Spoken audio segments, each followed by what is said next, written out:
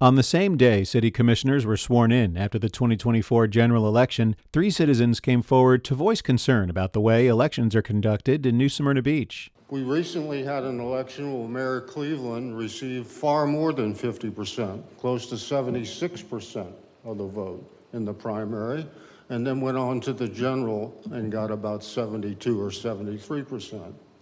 I would suggest to you that all that effort, all that time, both for the candidates as well as the public employees who had to handle all of that, is a waste of time and resources when the 50+1 would have resolved the issue. The city of New Smyrna Beach is the only city in Volusia County that requires a mayor to run every 2 years.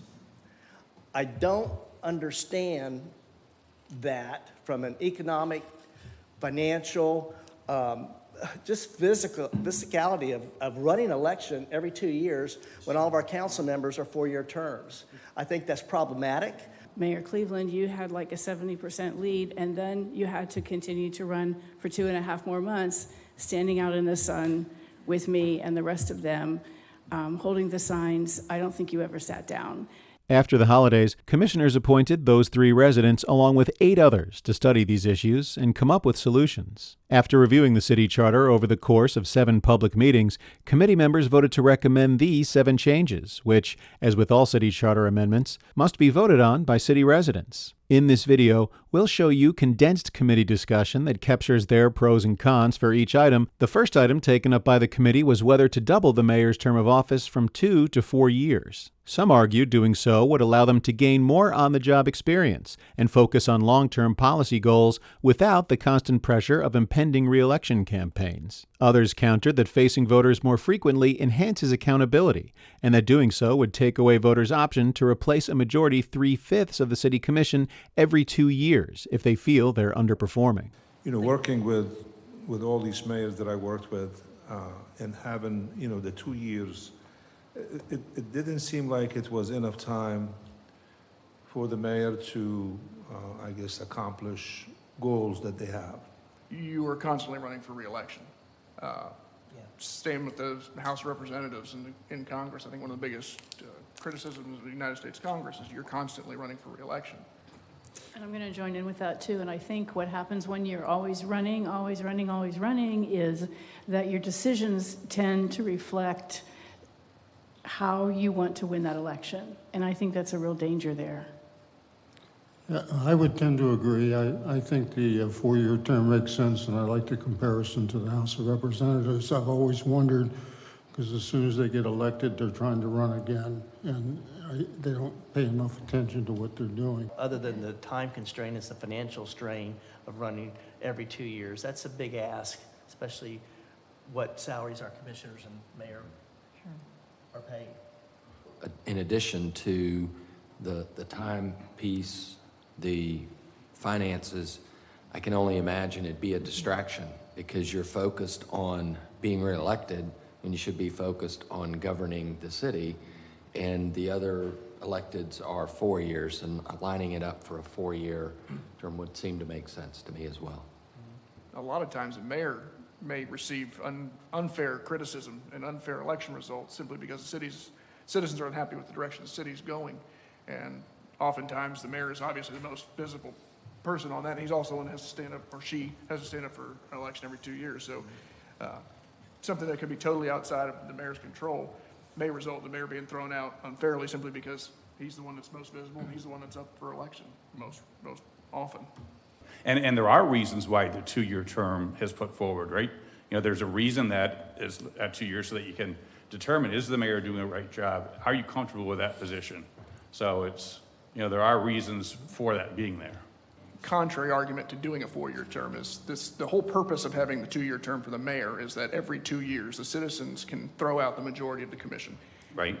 Changing that to 4 years takes away that ability of the citizenry. I think that's probably the strongest argument to not do it. We have the opportunity to vote out a mayor every 2 years. All right. And right now we're very fortunate, right? The city's lucky. We've got a mayor with high favorability that's doing a great job. But what I'm concerned about is if we take away this ability for the electorate to make decisions, we're taking away our ability to make a change in the future, because sometime in the future, we're going to have a mayor that we're not happy with. All right, so now's not the time to be changing from a 4-year or 2-year term to a 4-year. We need to protect that, unless there's compelling reasons to make the difference. Next up was whether candidates for office should be declared the winner if they receive over 50% of votes cast in a primary election. Some argued this would relieve candidates from the financial and physical burdens of the campaign trail and give them more time to focus on governing. Others countered doing so could hand control over to a small minority of so-called supervoters by bypassing the majority of the electorate who turn out in higher numbers during general elections. I agree that, as an example, what we experienced the last election, that there was such a wide difference in the number of votes cast that it was kind of silly to go on through to the general election. So I can see where this is headed and the goodness about it. I'm just not sure 50 plus 1 is the right number. So I would kind of like to see that threshold just a tad bit higher, like maybe 60%. And I would tend to agree with you on that, because 50 plus 1 for any one candidate means that 50 minus 1 had voted for a different candidate. So that's why I think it's important to have, that general election where the 2 top people have the runoff. It could be 50% plus 1, but it could also be, in the case of me, 55% or 77%. But that's Diana's point, that it could be 50 plus 1, and that's kind of what everybody's been talking about. So that's too low of a threshold. But my That's point too low of a is this: if threshold. you have 3 candidates, and so one of them got 51%, the other 2 combined, they got 49%. Right, perfect. So now you're gonna have the highest of the 2 to go up against the other one for the general election. You're gonna end up, maximum, they're gonna get 49%. Not necessarily. No, not necessarily. You should have a lot more people coming out to vote. You've got 83% Dramatic turnout in a numbers general different. election versus Yeah. 30% in a 30. primary. Yeah. So there's a big chance to campaign harder for those 2 candidates that were finished number 2 and 3. They might have a strong chance of being number 1. I just haven't seen it. Have you seen it? I don't know if we can set 60% at all, To me, it's taxing on the candidates. It doesn't go a long way to getting people to run when they have to go do it a second time again after they demonstrate that a majority's looking for them. And I don't know the total distance. If we're talking a presidential term, you probably do have a significant larger number. If you're talking about the off-year election, probably less. But when the citizens speak and 51% of the citizens pick somebody in the primary, that person should be the winner. And it had been that way forever, up until this was changed. In the last 2 elections, I think the citizens demonstrated that when they overwhelmingly elected the mayor in both elections, 2022 and 2024. And ultimately what we had was a general election in both situations. Well, the first one was kind of my fault, but the second one was unnecessary and expensive for no reason.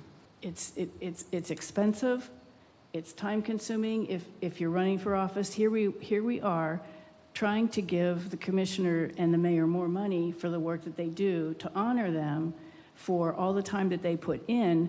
And if you're going to make them run through a second election for the same result as the first election, to me that doesn't honor them. That's not right.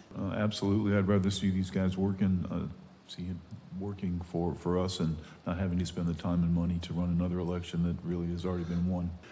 My concern or question here is the people that vote in the primaries, it's a much different subset than the people who vote in the general election, right? You get a much higher turnout in the general election, and you tend to get people in the primaries that, have more time available, and, it's a different subset of the population.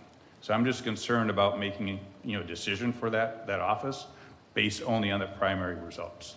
Part of the argument in favor of the primary vote is your super voters vote in the primaries. Those are you get the people that are reading the paper every day. They're the ones that are doing all the research. So I think that is the general question: is what are we looking for? Do we want the folks that are making that effort to vote in every election, the ones that are definitely taking the time to do it, or is it one of those where it's just we're going to pick the guy? Yes, exactly. So I'd be concerned about the super voters making that decision and not having the majority of the population actually be involved.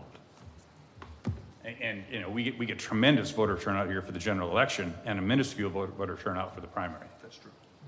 Next up was whether the city clerk should work for the city manager instead of the city commission. New Smyrna Beach currently has 3 charter officers who are hired and fired by and report directly to city commissioners: a city manager who serves as the city's CEO by overseeing day-to-day operations, a city attorney who provides legal counsel, and a city clerk who is responsible for record keeping, administering public meetings, and overseeing elections. Some argued that because the mayor and commissioners are only occasionally present at City Hall, more responsive supervision could be provided by the full-time city manager. Others expressed concern the manager could potentially influence the clerk's election responsibilities, or simply leave the role vacant. Having the city clerk under the city manager, I think it makes the process more seamless. Not only that, but I think it's because the city manager and the city clerk, they're responsible for the agenda. So, from my experience, I think the city clerk should be under the city manager. Well, that speaks volumes, since you were a city manager and assistant city manager for many years, Colin. Thank you. Charter officers manage large segments of the government, the city manager and the city attorney. And nothing against Sharon, she has a responsible job, but the city clerk's job is less in that. It's more of a service-related kind of function as opposed to a management, decision-making, policy-making type activity. When you put them into the charter position, the management of them, again, Judy's been on the commission, other people have been working with commissions. You'll find it's very difficult to have 5 people try to tell somebody what to do. On city commission, you're part-time. You're not in the office every single day. You're not in the office all day long. You cannot be available to the city clerk. Neither can they be available to you 100% of the time. So you're not really managing them. So they're getting no management. Now, in the terms of a city manager, they are the manager of the city. They're the CEO. So they should be able to manage on their own. And the city attorney protects the city as well as the commissioners, keeps us all out of trouble. A professional designation. But because of the job of the city clerk, agreeing with you, I think that it's more appropriate that she or he be under the city manager who can manage their work every day, all day. The piece that kind of gives me the most heartburn about it is the election piece. If you run for office and you're going in to sit with the city clerk, you want independent kind of advice that this person may end up working for you. They may end up serving the current commission. They may not. Now, they're hired by the current commission, so there's that. It's the same issue, but I think it is different. And I would be very concerned, Mr. Hathaway, about that. Knowing people that have recently run for commission and how valuable it was to have access to the city clerk, not under the city management organization. Mr. Hathaway's run for election, I run for election, Judy's run for election. The city clerk basically received my documents, had me fill out some forms. Subsequent to me running, halfway through that election, all of the reporting process got turned over to the supervisor of elections. The other thing I think you have to take into consideration, I think we're all aware of some recent issues that have happened here, okay? Because that person was a charter officer and went to the charter, outside investigators had to be brought in, costs to the city, etc. Whereas if the person was under civil service, as someone mentioned, they can go to HR and try to resolve the issue internally at HR. So you can look at it in the most objective as you can without personalities and say, well, there's a cost savings or potential cost savings by not having it as a charter officer. If they were under the purview of the city manager, they would have some protection of their time from the public. The public is free to visit with a city manager, and the public is free to visit with a city attorney, and as a charter officer, the public is free to visit with the city clerk. And I witnessed a lot of visiting going on with the city clerk and taking of their time, not only to just get documents, but to sit and discuss political the politics of the city and who's doing what to whom and who's whatever. And that was only just when I would come in and out, maybe for meetings or whatnot, and 2 hours at a time. The concern I have is if it's solely at the discretion of the city manager, and the city manager says, I'm not going to fill that position. I don't have the budget for it this year. I mean, there's not really any, what's the commission going to do? Say, well, if you don't fill the city clerk's job, we're going to fire you. I mean. But yeah, if the city manager has the right to say, hey, I'm not going to have a city clerk, that's a pretty big con. There are certain positions in the city that I call them major positions that in case of any budget cuts and so forth, I think that would be one of the ones that you cannot touch. For example, like having whether it's a finance director or a police chief or a fire chief. So there is certain positions that you could get away with for a short period of time, but that's not one of them. Next is whether to base city commission salaries on a formula in the city charter, ending the current practice of elected officials setting their own salaries by simple majority vote. The new formula would set the mayor's salary from 50% of what a Volusia County Council member earns to 75% of what the Volusia County Council chair earns, adjusting it from $28,081 to $50,545. This would increase zone commissioner salaries, who earn 75% of what the mayor earns, from $21,060.75 to $37,909.35. Some argue that as the city has grown, being a commissioner has become a full-time job, and that increased pay will attract more highly qualified candidates in the future. Others counter the positions were never meant to be full-time, and that holding office should be based on civic pride and involvement. And the responsibilities for the commissioners have really changed quite a bit. I mean, they spend, it's a full-time job for them. It really is. And I think this item is really needed in order to have qualified applicants.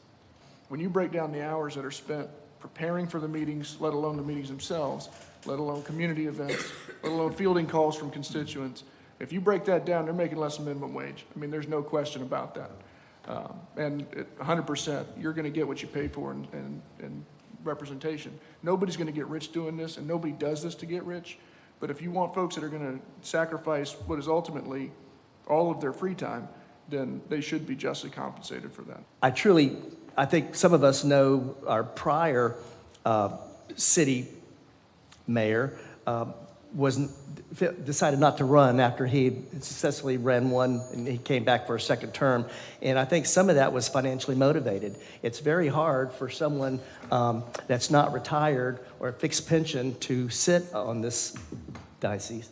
And I'm thinking, and I've got salary informations provided most recently by the facilitator, and it shows the increase each year going up by the percentage from Volusia County. But where I'm thinking is we need to true up right now our mayor and our council members, because they're not going to vote or bring a motion to give themselves a raise. I think it's up to this committee to see and feel, are they adequately compensated by the amount of hours that they spend in both their positions as mayor and council members. I think they're underpaid, because some folks can't afford to live on, even if they only come in twice a month, which is probably what Dan would say. They're only coming in twice a month. Well, there's a lot more to that for everyone that sits up here. And I'm just trying to be fair and equitable to somebody that can't ask for a raise themselves. And it's truly not even for who sits in here today. I'm looking for 10 years in the future or 15 years in the future. If we got somebody really bright and they could be a super mayor for us or super commissioner, but they can't afford the position, that's a problem. All of our commissioners work 80 hours a week. They're not paid anything compared to the hours that they put in, but they're not doing this for the salary. Right, they're doing this for their love of the city and for what they want to get accomplished. So I don't think there's any amount of money that we can pay them that would be worth what they're doing. So now it just comes down to how do you handle this in a responsible way so it's not done by ordinance, it's done by some sort of a process. I'd just like to say I've worked in various municipalities, and the ones that I've worked in, none of the commissioners nor the mayor ever received compensation. They did it because they thought that's what they needed to do for their community. They weren't doing it for the money. Some of those had full-time jobs as well as served as commissioners and mayor. So And so did our last When mayor. I'm seeing some of these salaries, I'm going, oh my gosh, the people I've worked with never received a cent. Yeah, well, times have changed. Oh, yes, they do, daily. Times have changed. So Yeah. it isn't all, sometimes it's more than just the love. Sometimes you got to feed family, feed children. So I think it's worth having a discussion about. That's why I brought it up. Well, if it's not a living salary, it doesn't solve your problem. For instance, I worked full-time when I was commissioner and took a lot from my family and my business because I lost business, because people wouldn't give me business because they said, I would rather have your vote. So guess what? You're not going to get that development project at your title company. Right. So I got actually a letter of release from a major developer that I had to give that up. And I just always trusted that God was going to take care of me, and he did, and I did very well, and so that worked out just fine. You didn't do it for that. You did it because you wanted to make a change, and you saw a need, and you felt you could do something that would be helpful, and it was a calling. You almost have to have your own business, and just like in national politics when it first started out, people would leave their own business and go to Washington and do their stint, and then they would come back and run their farms or whatever they were doing. So it was never meant to be a full-time position for someone. It was always meant to bring whatever you have for a few years that you can give and give it. And I think the days of people expecting this to be a part-time job are over. I mean, that was unanimously the negatives that I got during the last campaign is we don't want someone that has a full-time job. We want someone that's going to be devoted solely to the city. And I think if that's what the people expect, and we should compensate the folks that are willing to do that.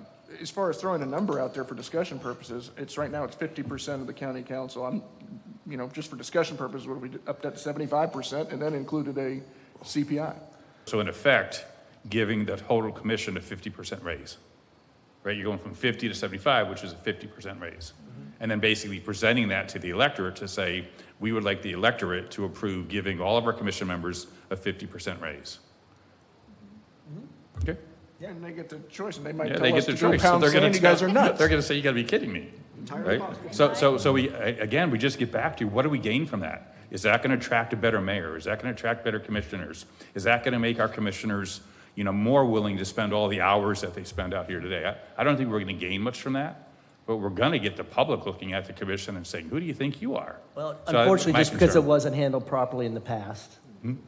So that's the answer to why such a big increase, because it wasn't done properly in the past. Now, and the question I've heard is, where does 75% come from? Again, it's an arbitrary number. So if it's 50 now, we're just looking at 75 because it's halfway to 100, or we know that the work's the same, or, I'm just curious where 75 comes from. It's just picking a number. Where did 50 come from? Yeah, 50 was arbitrary too. Right. Yeah, it 50 was arbitrary, but just a very quick calculation the mayor would still be in the 30s range. Sure. Which is applicable to size of population. Yeah, it's So gonna cost the city. It's not overstated. I mean, It'll cost the city about $65,000 with the increases, right? On an annual 10.5 for 4 people and 15 for the mayor, yeah. right?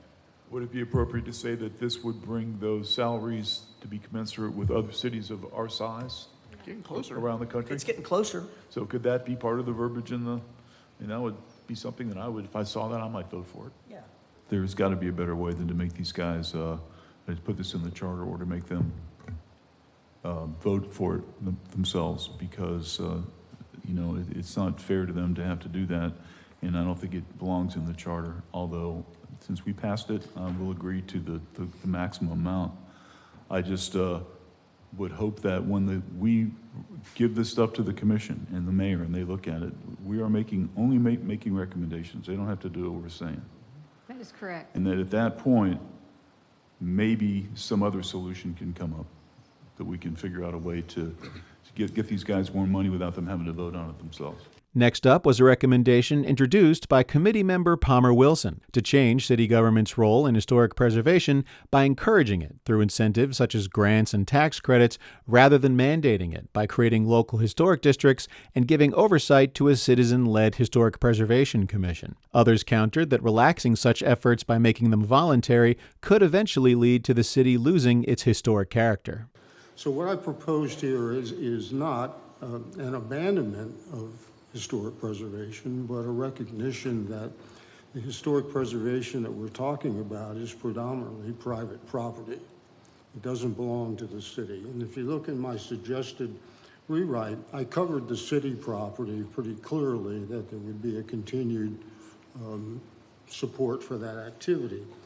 And I really only changed the wording slightly so that to take it out of a mandated kind of oversight and put it more into an encouragement oversight, which is also the trend that in the last meetings, the City Commission had voiced on several occasions about trying to do it as an encouragement.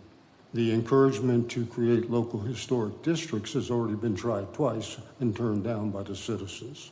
So it's obviously something that's not on a high priority with the citizens. Palmer, you had mentioned mandated oversight versus encouraged oversight. And your proposed changes are focused more on encouraged oversight. But as I look at the existing 6.03, I really don't see any examples of mandated oversight. You know, that creating or expanding upon local historic districts, that's not mandating oversight.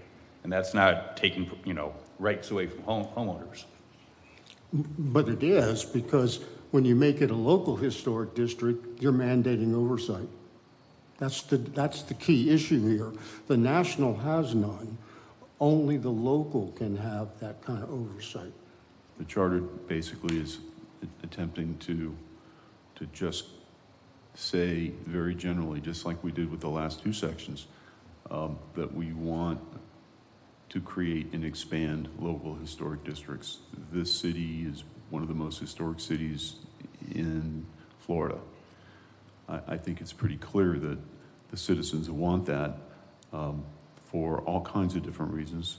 When you think about the fact that this charter is what then gives city staff the marching order to go forward and make ordinances and things like that, it's really built on what's in here. And in here they're saying, create and expand local historic districts. So there's kind of a mandate to do that. And then updating the regulations pertaining to those historic properties. The last, year and a half, 2 years? Time flies, I'm not sure when it happened, but sat through a lot of meetings in this room and a workshop at Brandon Center on this very topic where they were trying to make changes to Chapter 50, the amendments and what have you. And it was very clear that some of the things that were put forward as recommendations to be implemented, in my opinion, definitely encroached on personal property rights. And I agree with historic districts, but like Palmer, I think they should be voluntary in nature. The avenue on Flagler Avenue, that restaurant, is not historic, and that was permitted. And someone made a comment about the glass and steel buildings that have been replacing the historic properties already. I mean, so we're not following our charter. So as we move forward, you know, how do we want to go forward, like someone was saying, for the next 10 years, that man from Venetian Bay? How do we, there's nothing in Venetian Bay that's historic at all. So we're not doing this. I mean, we're not St. Augustine. If there's a way for the city, under the city commission and the leadership of city manager, to create ordinances that help encourage, and I like Palmer's words, encourage, assist, and voluntary. I think those are the three important words that you've said here, because it does encourage. We do need to assist. And maybe there needs more to be done by the city instead of just saying, this is how you will do it. There are structures in this community that I think need to be preserved. And if somebody comes in and just buys them and they don't have to do anything to them and they tear them down and do a modern structure, and more people are doing that in my neighborhood. And I think it's diluting I think it's diluting the integrity of my neighborhood. I think the idea initially was for when they wrote this into the 2020 charter in 2020 was to make sure that didn't happen. That we have something in our charter that says that we will maintain the intrinsic historic nature of this town by having some kind of law or rule that makes that review necessary before a historic home is torn down. And that's my whole problem with this as well. I mean, I don't know whether or not putting this in the charter is going to make any difference or changes, honestly, which is why I've kind of acquiesced to this a little bit, but I feel extremely passionate about that. I mean, my goodness, we're looking at, you know, becoming Boca Raton, which used to be an incredibly beautiful town with old historic structures. They were all torn down, and those areas were developed. It's happened all over the state. New Smyrna Beach has the opportunity to be something different, to be something that a city not like Charleston that is extremely restrictive, but reasonably restrictive to the point where these old homes can't be torn down. I mean, I wouldn't want that to happen in New Smyrna. I don't think any of us would you? I don't think so.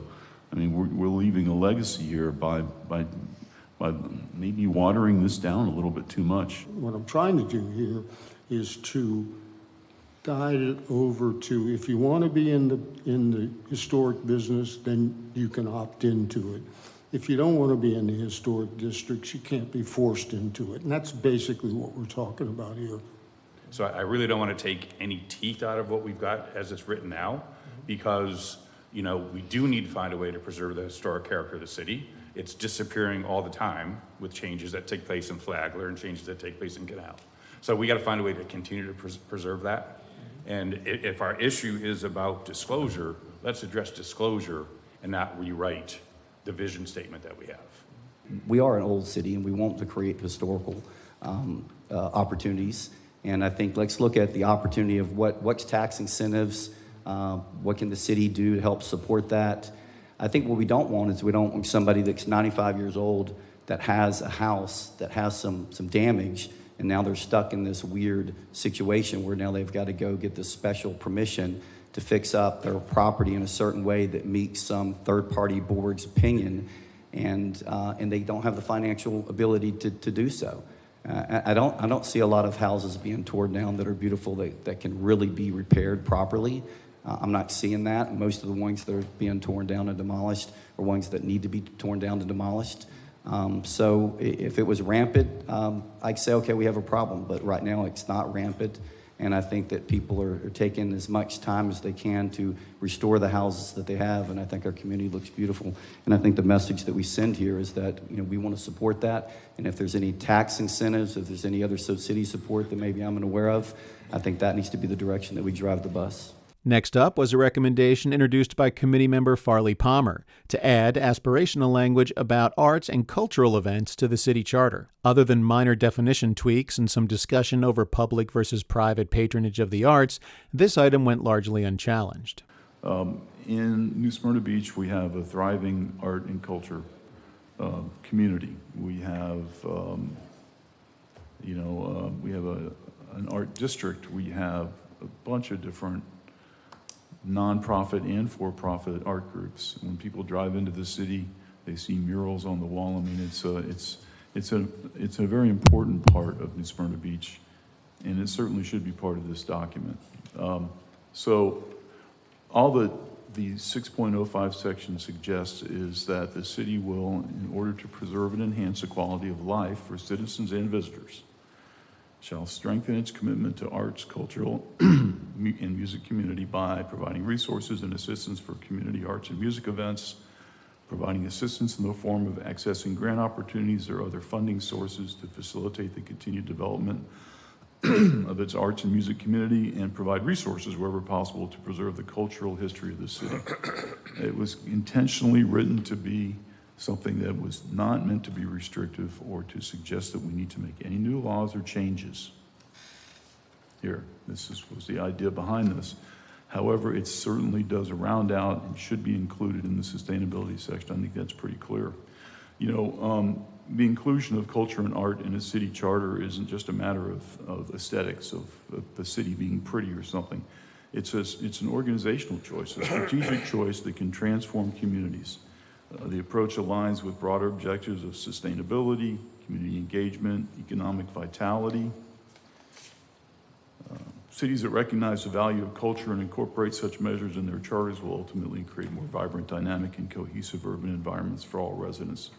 All we're looking at here is something that is part of the charter, that is a part of the sustainability section, that is will be part of the Constitution for the city, will be part of what we look forward to for the future of New Smyrna Beach. Most of the things that are written in here we're already doing. The city is already involved in this. Therefore, it should be also included in the charter. Arts include art, music, poetry, dance, theater, writing. So I think it's restrictive to just say art and music.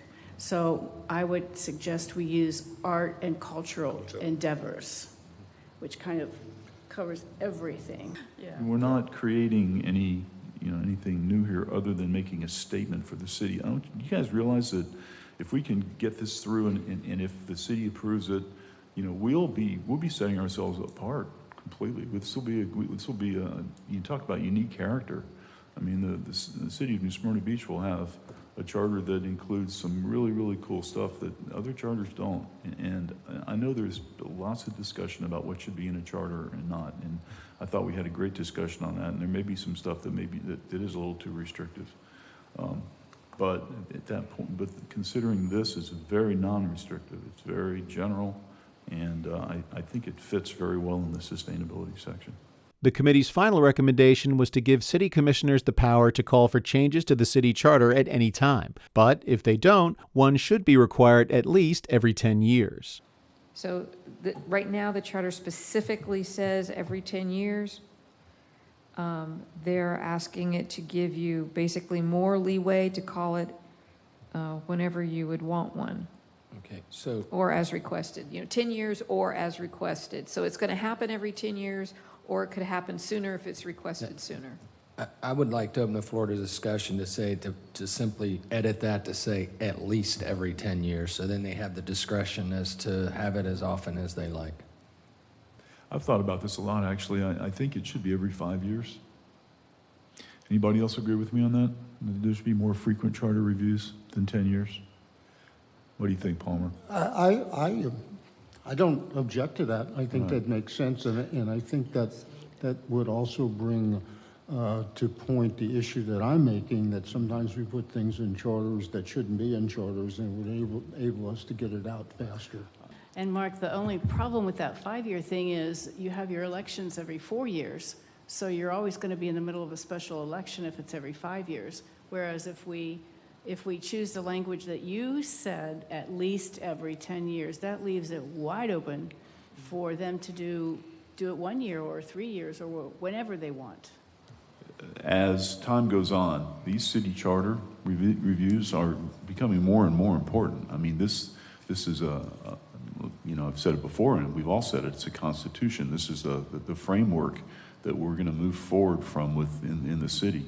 As a reminder, this video is a condensed version of nearly 14 hours of discussion that took place over the course of 7 public meetings. If you'd like to review full video replay, which also includes discussion of topics that didn't make the cut, and read facilitator documents summarizing the proceedings, please visit the link in the description. We look forward to seeing you at the City Commission's public workshop to discuss these recommendations at 6:30 p.m. Monday, July 28th, in the James W. Hathaway Commission Chambers located at 214 Sam's Avenue. You can find out what happens next and more about all the other things happening at City Hall by visiting us online at cityofnsb.com.